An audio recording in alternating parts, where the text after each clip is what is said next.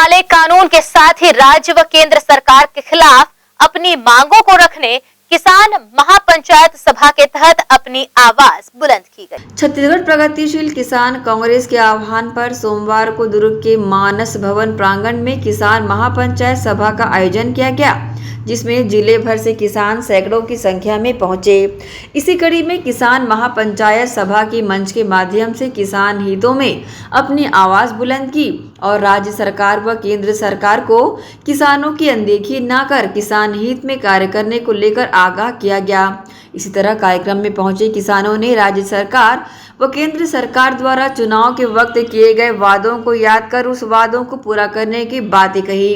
इस संबंध में न्यूज टीम को महापंचायत सभा में पहुंचे किसानों ने अपनी प्रतिक्रिया दी।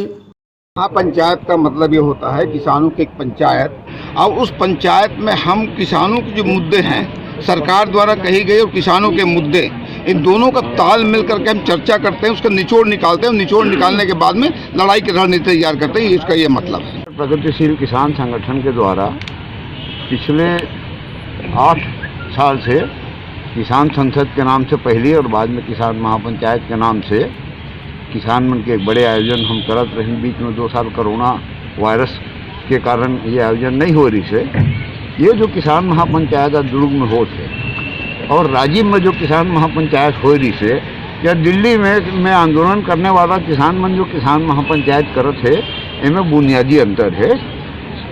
यहाँ के किसान महापंचायत में सिर्फ केंद्र के 3 कानून और उनके खिलाफ आंदोलन, यही एकमात्र मुद्दा नहीं है।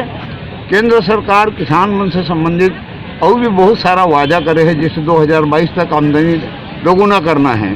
ऐसे राज्य सरकार भी बहुत अगर वादा चुनाव घोषणा पत्र में करे है। कांग्रेस पार्टी है जो 3 साल पूरा होने वाला है समय है, आज तक पूरा नहीं करे है। 1-2 मुद्दा छोड़ के कर्जा माफी, 25 किलोग्राम धान खरीदी के अलावा किसान मन से संबंधित अन्य वादा पूरा नहीं करे है। तो आज किसान महापंचायत में हम राज्य सरकार और केंद्र सरकार दोनों के किसान से संबंधित नीति, कार्यक्रम, योजना, कानून एक बारे में चर्चा करके आज हम कोई रास्ता तय करवन।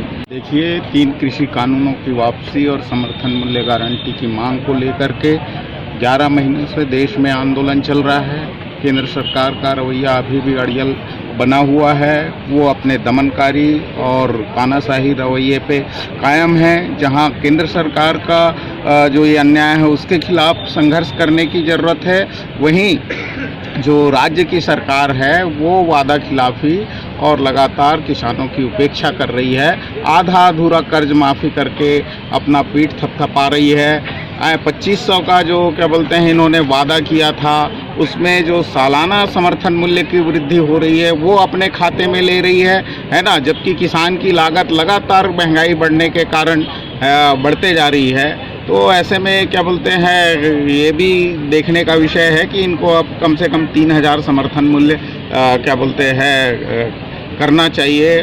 और जो वनांचल के हैं 5वीं अनुसूचित क्षेत्र के लोगों से जो इन्होंने उनके संवैधानिक अधिकारों को ज़मीन पर उतारने का वादा किया हुआ है ना, वो भी क्या बोलते हैं पूरा अधूरा है, बल्कि वहाँ पे दमन की प्रक्रिया जारी है। तो इन सब विषयों पे विचार करके आगे की रणनीति बनाने के लिए तब प्रदेश भर के तमाम संगठन आज इस महापंचायत में शामिल हुए हैं। छत्तीसगढ़ किसान आंदोलन की ओर से हम भी शामिल हैं। आज जो है जो किसानों के पक्ष में जिस तरह चुनाव के समय बात होता है, चाहे राज्य की सरकार हो या केंद्र की सरकार हो, चुनाव के समय चाहे किसान या मजदूर के पक्ष में, जनता के पक्ष में बहुत बात होती है, लेकिन जब चुनाव निकल जाता है, चला जाता है, उसके बाद जो है हमने क्या क्या जनता के बीच कबूल किया था, घोषणा किया था, यदि उसको एक बार पुनर्वित्तीय किया जाए, देखा जाए, देख करके कुछ किया जाए तो जनता का कुछ माने कुछ भले की बात हो सकती है। और वही बात आज फिर से हम लोग इस मंच के माध्यम से प्रगतिशील किसान संघ के महापंचायत की ओर से फिर से उन चीज़ों को एक बार हम सबके जानकारी में लाते हुए प्रदेश की सरकार को और केंद्र की सरकार को हम चेताने आए हैं कि आप चुनाव के समय क्या क्या बातें बोलते हो, अब आगे नहीं चलें।